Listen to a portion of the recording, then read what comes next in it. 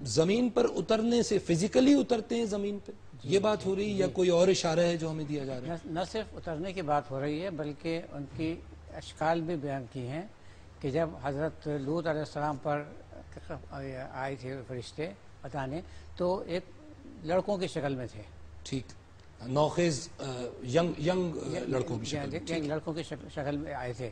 تو اس کا مطلب فرشتے جو ہیں وہ انسانی شکل میں بھی دیکھیں اللہ تعالیٰ تو ہر چیز پر قادر ہے، ٹھیک، نتھنگ کچھ بھی نہیں ہے اس میں بھی اللہ تعالیٰ فوراً کریٹ کر سکتا ہے۔ تو کس فرشتوں کا یا کسی ایسے مخلوق کا جو مٹی سے بنی ہوئی نہیں ہے اس کو مٹی والی شکل کی دینا یہ بھی اللہ تعالیٰ کے لیے کوئی بڑی بات نہیں ہے۔ اس میں تو کوئی ایسی بڑی بات نہیں کہ اللہ تعالیٰ نے بھیجا تو کس شکل میں بھیجا، ٹھیک ہے۔ لیکن یہ سب چیزیں actually I am sorry to interrupt, objective میرے سوال کا یہ کہ ایک تو یہ کہ فرشتے ایک الگ اینٹی جو فزیکلی اتر رہے ہیں، کیا اس بات کو یوں بھی لیا جا سکتا ہے کہ کسی کے دل پہ اس طرح نزول ہو جانا، یعنی جنگ میں اگر فرشتے آ رہے ہیں تو وہ لوگوں میں اتنی اسٹرینتھ پیدا ہو گئی کہ وہ اس جنگ کو جیت گئے، کیا اس طرح بھی لیا جا سکتا ہے؟ دونوں باتیں ہو سکتی ہیں۔ ایک تو یہ کہ لوگوں میں اسٹرینتھ آ جائے کہ وہ زیادہ بہتر مقابلہ کر سکے دشمن سے، اور یہ بھی ہو سکتا ہے کہ ایک معمولی زخم کے آدمی ہے اس کو ختم ہو گیا، مطلب یہ بھی ایک مدد ہے نا، دشمن ایک معمولی زخم کا تھا جو مر نہیں سکتا تھا لیکن اللہ تعالیٰ نے اس کو بھی مار دیا۔ ٹھیک ہے، دونوں باتیں ممکن ہیں مفتی صاحب۔ دیکھیں اس پر میں قرآن کریم کا 30واں پارہ ہے، سورہ انفطار ہے، وَإِنَّ عَلَيْكُمْ لَحَافِظِينَ كِرَامًا كَاتِبِينَ يَعْلَمُونَ مَا تَفْعَلُونَ، کہ تمہارے اوپر حفاظت کرنے والے فرشتے مقرر ہیں جن کا نام کرامن کاتبین ہے، وہ سب کچھ جانتے ہیں جو تم کرتے ہو۔ اس کی تشریح علماء نے یوں کی کہ ایک فرشتہ دائیں طرف جو نیکی کو لکھتا ہے، ایک بائیں طرف جو برائی کو لکھتا ہے، اور فرمایا دن کے الگ ہے رات کے الگ ہے، فجر اور عصر میں ان کی ملاقات ہوتی ہے، ڈیوٹیز چینج ہونے کا اور ذکر ہے۔ ایک فرشتہ وہ ہے جو نہ دن میں جدا ہوتا ہے نہ رات میں۔ قرآن کریم کی ایک آیت ہے لہو معقبات من بین یدیہ ومن خلفہ یحفظونہ من امر اللہ، کہ ان کے ایسے حفاظت کرنے والے فرشتے ہیں جو ان کی حفاظت کرتے ہیں آگے سے بھی پیچھے سے بھی۔ اس کے ضمن میں احادیث سے ثابت ہے کہ ہر انسان کے ساتھ 10 فرشتے دن میں 10 رات میں ہیں جو شیاطین سے ان کی حفاظت کرتے ہیں، اور جتنی بھی ایسی مضر چیزیں ہیں، سام، بچو، حشرات الارض، جب تک اللہ کا امر نہ ہو تو یہ فرشتے انسانوں کی حفاظت کرتے ہیں۔ جہاں تک جنگ بدر میں اترنے کی بات ہے، ایک آیت میں ہے 1000 فرشتے اترے، دوسری آیت میں ہے 3000 فرشتے اترے، تیسری آیت میں ہے 5000 فرشتے اترے۔ اب اس کے اندر تدبیق ایسے کی علماء نے کہ شروع میں 1000 فرشتے آئے، پھر مسلمانوں کی تسلی کے لیے رب نے 3000 اتارے، اور پھر آخر میں اس لشکر کو 5000 میں تقسیم اگر کر دیا۔ مجھے اس وقت آیت کا ذہن میں ریفرنس نہیں آ رہا، لیکن جس آیت کی آپ بات کر رہے ہیں اس میں ہے کہ اگر تم پہ اچانک حملہ ہو تو 5000 فرشتے بھیج دیے جائیں گے، اس طرح کی کوئی بات ہوئی ہے جہاں تک مجھے یاد پڑ رہا ہے۔ Is that true؟ نہیں، ایسی بات نہیں ہے، بلکہ یہ بات ہے کہ اللہ رب العالمین نے سٹیپ بائی سٹیپ تدریجاً ان فرشتوں کی تعداد کو بڑھایا، یعنی فرشتوں کا اترنا ثابت ہے۔ ہاں جی، اور اس میں مردفین، مصومین اور منزلین، ان کی جو صفات ہیں اس کو اللہ نے آئسولیٹ کیا کہ پہلے فرشتے جو ہیں وہ پے در پہ اترے، دوسرے کے بارے میں صرف منزل کا صیغہ استعمال کیا، تیسرے کے بارے میں نشان لگے ہوئے۔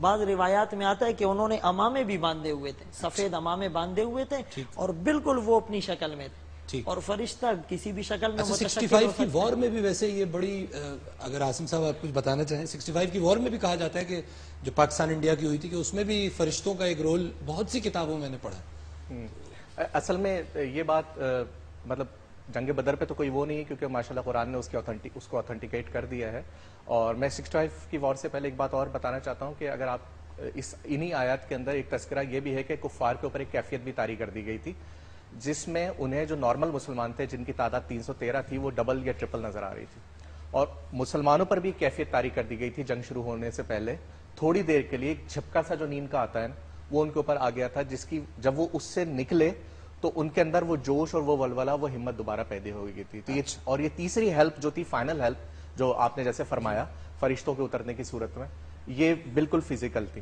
اور جہاں تک 1965 کی جنگ کا تعلق ہے تو بہت ساری کتابوں میں ویسے اس کا تذکرہ موجود ہے، اور کچھ لوگ اس کو یہ بھی کہتے ہیں کہ یہ واقعی مدد موجود تھی اور محاذ جنگ پہ انہوں نے اس طریقے کے مشاہدات کیے ہیں۔ کچھ ایسے لوگ دیکھے ہیں جو وہ نہیں جانتے کہ یہ کہاں سے آئے اور بس وہ پاکستان مطلب فوج کی طرف سے لڑے. There are a number of stories تو واللہ عالم, لیکن اللہ مدد کرتے ہیں یہ تو ثابت ہے. انہی آیات کو اگر میں تھوڑا سا ایکسپلین کروں, جیسے کیفیت طاری ہونے کی بات ہے تو ایک کیفیت مومنین پر طاری ہوئی, اذ یغشیکم النعاس امنۃ منہ, اللہ کی طرف سے ایک اونگ ان پر آئی اور اس اونگ کے بعد وہ اپنے آپ کو بالکل فریش اور تازہ دم محسوس کرنے لگے مسلمان.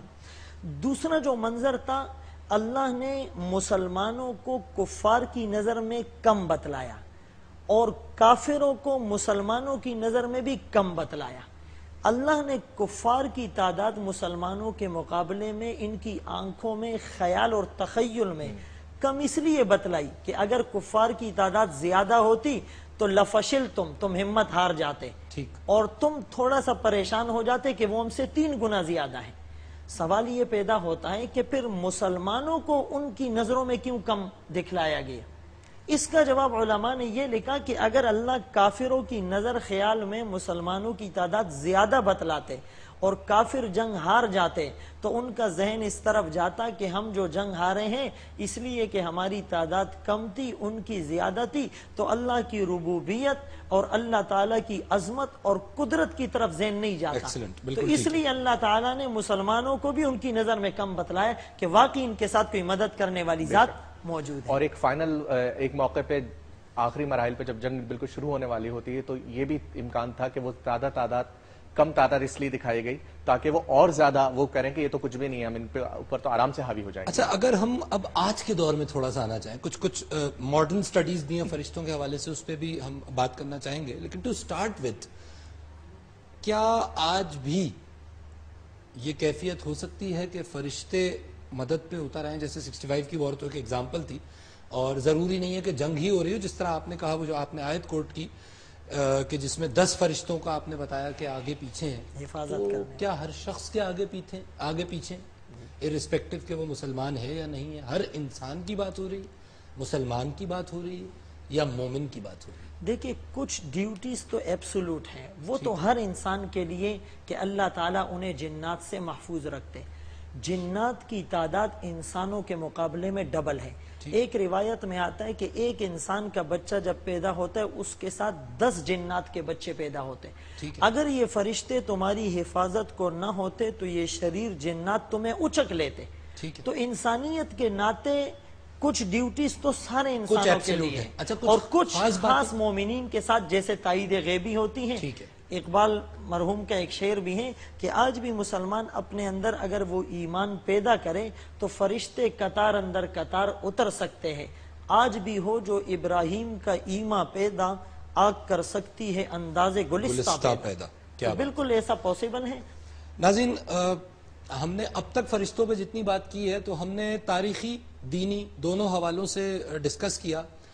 آج کی ترقی یافتہ دنیا میں بھی فرشتوں کا وجود مختلف حوالوں سے ثابت ہوتا ہے. مختلف سائنسز ہیں جو انسان نے اپنی عقل و شعور سے دریافت کی کہ جس کے اندر فرشتوں کے حوالے سے ریسرچ کی گئی ہے. تو ہم اپنے اس پروگرام کے آخری حصے میں تھوڑا سا ٹچ کریں گے, ایکسپلور کرنے کی کوشش کریں گے ماڈرن سائنسز کی روح سے فرشتوں کا رول, اور کس انداز میں آج انسان فرشتوں کی ماہیت اور حیثیت کو سمجھتا اور دیکھتا ہے.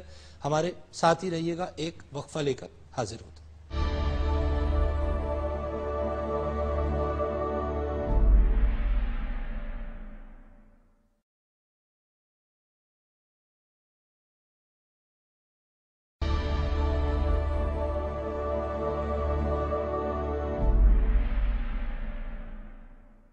ویلکم بیک ناظرین, آپ پروگرام دیکھ رہے ہیں مذاہب اور عقل انسانی, اور ہم بات کر رہے ہیں ملائکہ کی.